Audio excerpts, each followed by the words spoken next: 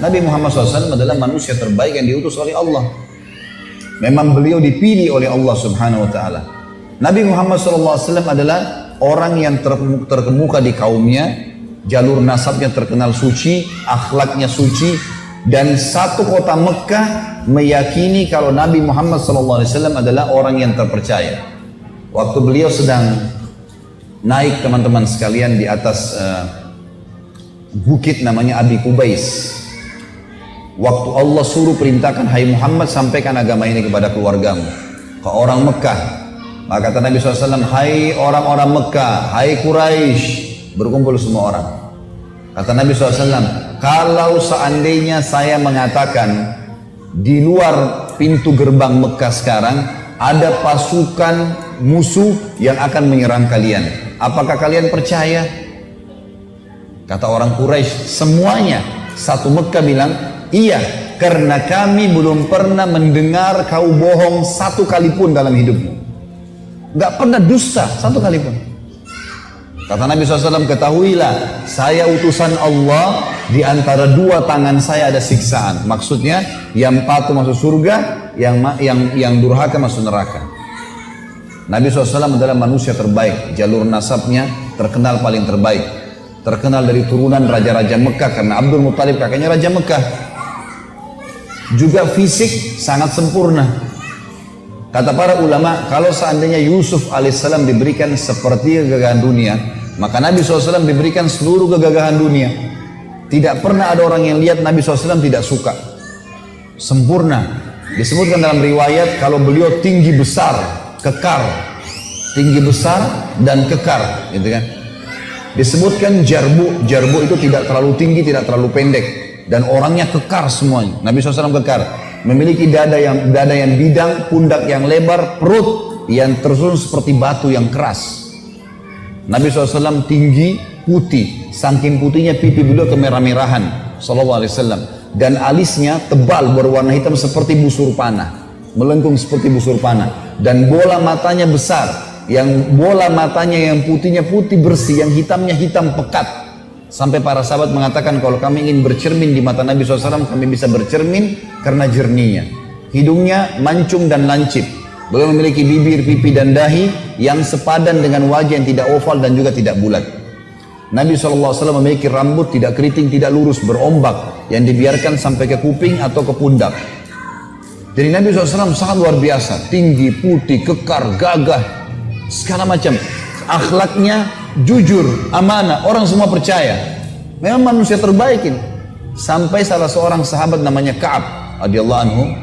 Ka'ab ini teman-teman sekalian, dalam hadis Bukhari, pernah lagi lewat di depan rumah Nabi SAW, dan kebetulan waktu itu lagi bulan purnama. Kalau kita biasa pertengahan bulan, tanggal 13, 14, 15 Hijriah, biasa kita puasa Ayyamul Bid. Nah itu kalau pada saat itu lagi bulan purnama tuh. Biasanya bulan indah sekali, bagus gitu, bisa dilihat, jadi kayak besar, warnanya kekuning-kuningan gitu. Kata Ka'ab, saya pernah menyaksikan bulan purnama gitu, di depan rumah Nabi SAW. Maka saking indahnya, rasanya saya tidak ingin mengalihkan pandangan mata saya. Lalu ternyata tidak sengaja, ya, tidak janjian, tiba-tiba Nabi SAW membuka pintu rumahnya. Dan beliau keluar, baru saja mandi, menyisir rambutnya rapi ke belakang, dan Nabi SAW menggunakan jubah berwarna merah bergaris hitam. Dan aku menemukan, kata Ka'ab, Nabi SAW lebih indah daripada bulan itu. Sempurna luar biasa secara fisik, secara akhlak sempurna, jalur nasabnya sempurna. Ada orang subhanallah mengidolakan seorang artis mungkin sudah meninggal dari tahun 60-an pun, dipasang posternya, diikuti cara ngomongnya, diikutin cara langkahnya, mungkin sisiran rambutnya. Kita orang Islam punya idola satu orang saja, Nabi Muhammad SAW. Orang yang dipilih oleh Allah menjadi manusia terbaik. Ini orang bukan main-main. Allah yang memujinya. Allah mengatakan dalam Al-Quran, memastikan kalau memang dia adalah utusannya. Dalam surah Fatih ayat 40, surah nomor 48 ayat 29. A'udzu billahi minasyaitonir rajim. Muhammadur Rasulullah. Muhammad ini benar-benar utusan Allah. Pernah ada satu orang Bapak Ibu sekalian namanya Ruqana. Ruqana ini pegulat. di Mekah ya. Jadi dia bukan dari Mekah, tapi ini masa fase Mekah dulu. Ada satu orang di Jazirah Arab namanya Rukana, orangnya kekar, tinggi besar, dia profesinya selalu gulat. Jadi dia datang ke satu suku yang ditantang sama dia, siapa yang mau gulat sama saya? Kalau kalah, saya siap menjadi pembantunya selama setahun, gitu-gitulah.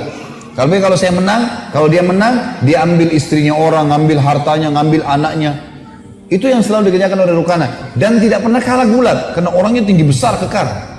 Waktu dia dengar Nabi SAW, orang Quraisy lagi punya masalah dengan Nabi di Mekah, dia datangi orang Quraisy, dia bilang, "Hai Quraisy, mau nggak saya permalukan Muhammad buat kalian?" Kata orang Quraisy, "Bagus, buat. Apa yang kalian mau balas? Apa saja kau minta kami kasih. Permalukan dulu Muhammad." Nabi SAW lagi tawaf.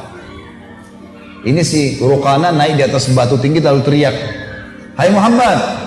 Nabi SAW balik, "Kau mau saya beriman? Ikut kamu?" Kata Nabi SAW, "Tentu saja." Kata Rukana, "Saya punya syarat." Kata Nabi SAW, "Apa syaratmu?" "Kalau kau bisa kalahkan saya bergulat, maka saya akan jadi pengikutmu." Rukana pikirin Nabi nggak bakal iyakan, karena orang semua takut sama dia, gitu ya. Nggak pernah kalah bergulat, memang orangnya besar, tinggi besar, mengalahkan postur tubuh Nabi yang tinggi. Dia kaget, waktu Nabi bilang, mengatakan, "Baiklah, bergulat dengan Nabi SAW." Dan perlu Bapak Ibu tahu ya, semua nabi-nabi dan rasul diberikan kekuatan 10 orang laki-laki. Semua nabi-nabi dan rasul, semuanya. Jadi mereka memang untuk membela agama Allah dikasih kekuatan 10 orang laki-laki. Nabi SAW gulat sama Rukana, beberapa gelakan, gulat ini agak sulit ya. Bukan dengan berantem umumnya, emang dia harus menekuk sampai musuhnya nggak kuat lagi. Bukan melukai, bukan memukul wajah, bukan segala. Ditekuk oleh Nabi, nggak bisa bergerak Rukana. Nggak percaya dia. Saya mau tantang lagi, 2 kali, 3 kali, sampai 10 kali Nabi kalahin dia. Dan tidak bisa dalam gulat itu susah, dalam 1 kali gulat itu kemudian 10 kali ditekuk musuhnya itu luar biasa. Kalah nih Rukana, nggak bisa bergerak. Terakhir Nabi SAW tekuk, nggak bisa bergerak. Lalu yang terjadi Bapak Ibu sekalian, Rukana bilang, "Saya mengaku kalah, tapi saya tidak mau beriman kecuali pohon ini bicara." Ada pohon kurma di situ. Semua satu Mekah orang saksikan itu, pohonnya bilang, "Asyhadu an la ilaha illallah wa anna Muhammad Rasulullah." Ini mukjizat Nabi. Pohon ngucapin syahadat. Ini kalau teman-teman ikuti ceramah saya di YouTube ada itu tentang mukjizat Nabi Muhammad SAW. Banyak sekali. Di antaranya ini, pohon aja memberikan syahadat, kesaksian. Pernah Nabi SAW lewat di satu tempat, ada unta lagi ngamuk. Unta ini kalau ngamuk teman-teman di suku Najjar di Madinah. Ini kalau ngamuk bisa gigit, bisa nendang, mirip kuda. Apalagi kalau unta jantan, biasanya nggak sembarangan orang bisa taklukkan gitu. Maka Nabi SAW masuk bersama Jabir, sahabat Nabi yang lain radhiyallahu anhum ajmain. Pas masuk kata Jabir, "Ya Rasulullah, hati-hati, di depan anda ini ada unta jantan yang sedang ngamuk."